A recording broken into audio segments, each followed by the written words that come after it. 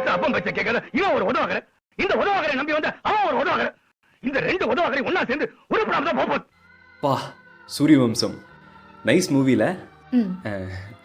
அவங்களும் நம்மள மாதிரி நியூலி மேரிட் போல. அதுக்கு சும்மா சொல்றேன்.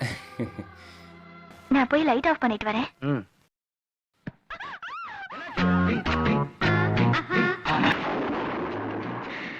என்ன நான் ஒண்ணு சொன்னா தப்பா நினைச்சுக்க மாட்டேங்க.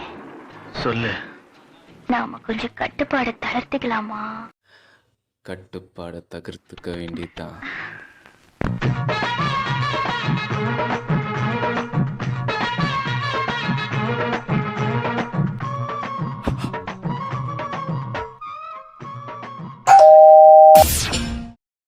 யாரா அவன்? நல்ல சீன் போயிட்டு இருக்கப்ப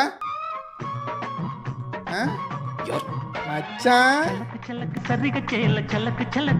சூரியவம்சம் போல ஜாலியா இருக்குடா. எங்கடா இருக்க விட்ட? என்னடா வேணும்? If you don't mind. I mind. போடா. டேடி நான் என்ன சொல்ல வரேன்னு கொஞ்சம் கேளுடா. டேய் கிளம்புடா. டேடி அப்போ உங்களுக்குள்ள எதுவுமே நடக்கலையா? டேய் உன்னை சாவ். டேடி ஃபோன் வருது. ஹலோ ரித்தனியா. ஹரி, உங்ககிட்ட நான் ஒரு விஷயம் சொல்லணும். என்னன்னு கேளு. என்ன விஷயம் சொல்லுங்க. இல்லை, நான் வீட்டுக்கு தான் வந்துட்டுருக்கேன். நேர்லேயே சொல்கிறேன். ஏதோ சொல்லணும்னு சொன்னீங்க, எதுவுமே பேசாமல் இருக்கீங்க. இல்லை, எப்படி சொல்கிறதுன்னு தெரியல. நம்மளை பற்றி தானே? ஆமாம், நமக்கு கல்யாணம் ஆகி 10 days தான் ஆச்சு. அதுக்குள்ளே எப்படி டிசைட் பண்ணுன்னு கேட்காதீங்க. எனக்கு டிவோர்ஸ் வேணும். ஹரி, அது இப்போ என்னங்க, உங்களுக்கு என் கூட வாழ பிடிக்கல, உங்களுக்கு வேணுங்கிறது டிவோர்ஸ் தானே? நான் கொடுத்துட்றேன். ஹரி, நான் சொல்கிறது கொஞ்சம் கேளுங்க. போதுங்க. இந்த 10 நாள் உங்களுக்கு என்ன பிடிக்கும் பிடிக்காதுன்னு ஒரு பைத்திய மாதிரி. உங்களுக்கு என்னையே பிடிக்கல, அப்புறம் எங்க நான் தான் ஏதோ லூஸ் மாதிரி. டேய், உன் மனசுல என்ன மௌனரக படத்துல வர மோகன் நினைப்பா?